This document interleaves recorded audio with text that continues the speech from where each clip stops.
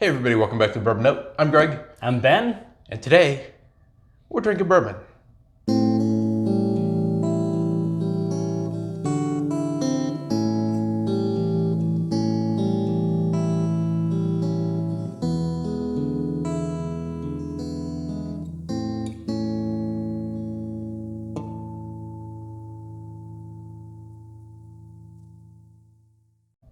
It has been a while. I know that maybe in internet time, we just recently released a video, but yeah, it's been a while since we've done this, like in the flesh. Right. Yeah. Well, you had to not be feeling well after your vacation. Yeah. There seems to be a trend with us going like, I went on vacation last time, got the coronavirus. Yeah. I was just a little under the weather. So I think we did one video, or at least. Yeah, we did. But, live. Oh, we did the America for 4th of July. Oh, that's right. Yeah. But so. Anyway. Yeah, we haven't actually filmed in a little bit, but since you did go on vacation, we've got a bourbon here that we can't get in Minnesota. So that's always fun. Bring what's it in on here. the bar? All right, this is BAM, Bardstown Bourbon Company Fusion Series number 7.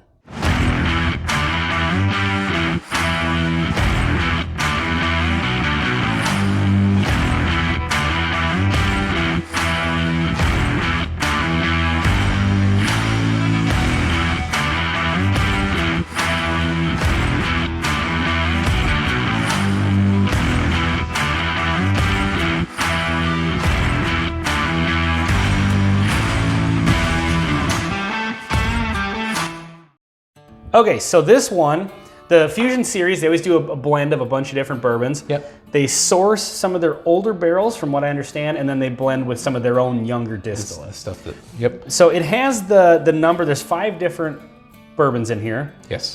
There's 2 12 years and 3 3 years. And it has the mash bill as well, but I'm not going to read all that off because that would be a picture right here. Yep. To show what that looks like, because it's kind of cool. I don't think any other distillery does that kind of a blending and then tells you what it is. Yeah, but it's a lot to read off in the video. Here. Lots of numbers. And it's difficult to see. Success so far. Yeah, that. Now, my bottle of this, the cork is, nice cork pop. Mine, it's a third of the way drank, and still every time I go to take the cork out, I can't get it out. I have to twist it like I'm opening champagne or something. Huh. Interesting. It's synthetic, right? Yep. It's almost like rubbery. Weird. Out of practice. So the only one of this that we've had is that one, I think. Yeah, is the Fusion Series 3, because again, we can't get this in Minnesota. Not available in Minnesota. Well, maybe it is, but I've never seen it. I've never seen one either. And I think you can get them in Wisconsin, but I just haven't made a bourbon trek over to Wisconsin. Probably should do that at some point. I mean, it's like an hour to That's the only reason to visit Wisconsin, that's for sure. Yeah, there you go. Just piss off our Wisconsin viewers. Ooh, there's some really nice cinnamon on this. Nice. It does have, I get wood spice is my initial thought. I was just going to say the second thing is you can get the oak out of those. So it's mostly, there's some 3-year, but the vast majority of the percentage is 3-year, and there's a little bit of like 12-year. 30% of this total is 12-year bourbons. Yeah. Yeah, and those definitely come through. Yeah, I'm getting some maturity. Yeah. We really like the Fusion Series 3. That review was quite a while ago. I just had a pour of that the other night, actually, though, and it's a solid bourbon. I wish we had these around here. What was the price on this? $59. Okay. This was at ABC Liquors or something down in Florida. There's almost like a... See, I'm getting earthy, kind of fig, almost leather kind of notes. It's kind of like, it's surprising. There's a bit of fruit in there, like a light, sweet fruit. Let's see what it does on the palate here. Let's see. Wow, that's way lighter and airier. But then it hits with really good earthy finish. Spice on the back. This is good. It really is a range of sweetness. What's the proof? Did we even discuss that? 98.1 maybe? Yeah, 98.1. That was a good guess. You certainly had not checked out the bottle. Yeah, I agree though. Like it's you said it's light. It's light up front. It is light and like bright kind of notes, but then it gets really dark. Yeah, for a second there, you feel like you might be about to be disappointed, and then it kind of kicks in. And it really, But the ethanol kick is light. Like I'm surprised, like it doesn't drink like it's a super high proof bourbon.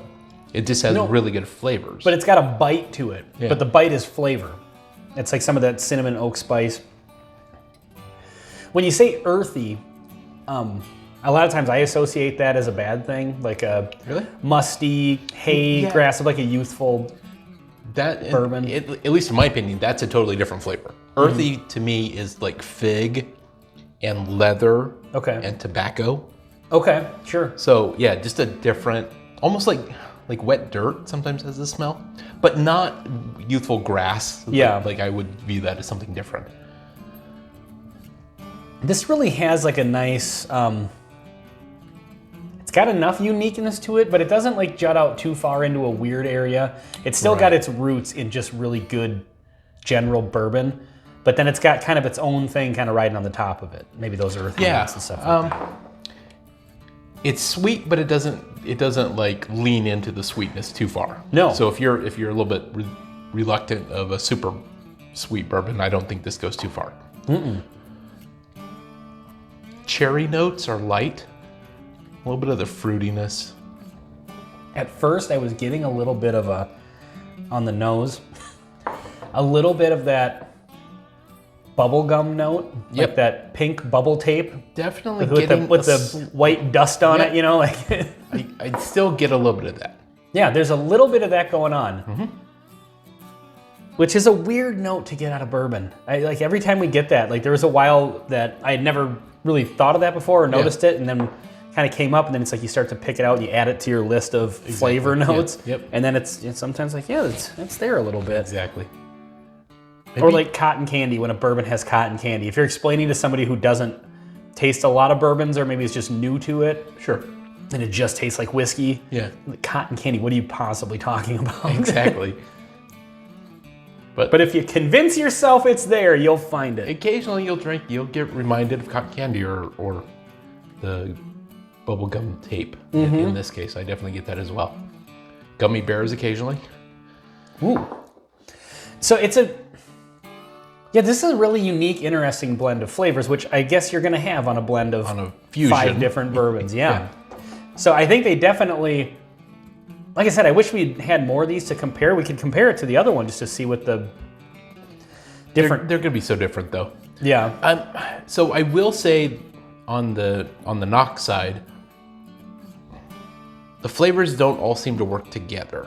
There's like a bold flavor at the beginning, then it really dies off, and then it kind of comes back to the finish. And in that mid area, something's missing.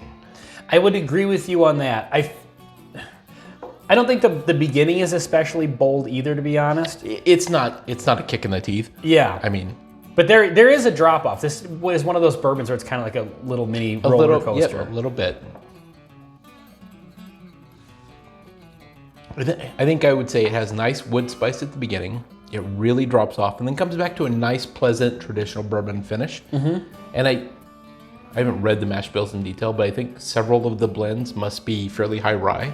Because I didn't read them off, we could see here. I'm just curious, are there some high rye mash bills? There's got to be some, because it drinks as a bit of a high rye, not super. One of them's it's the 60% corn, 40% rye. One of them's 21% rye. Yeah. One's 26% rye and still has wheat in it. Oh wow. Rye. Yeah, so it's a rye forward. Okay. I'm getting a little bit of rye on it, and that's okay. You get that spice, maybe those earthy notes a little bit more. It sticks around on the finish. So this is really interesting, but I think it falls into the whiskey geek category more than if you're looking for an everyday sipper at $60, there's better choices. I think the price is fair for what it is. A smaller distillery that's doing something interesting. Yeah. Yes. I don't even know if they're a smaller distillery anymore at this point. They're not a big doing their dog. own blending and stuff like that. But I think it's a quality bourbon. It's just a different kind of quality. Yes. You know, and maybe the whiskey geek thing kind of leans in. Yep. But I still think that's somebody who maybe isn't overly into bourbon could still like this. Oh, totally. But it has those tannic notes at the beginning, like you said, the wood notes at the beginning. It is a little bit tannic. I feel like it's a little less sweet on the palate than it is on the nose.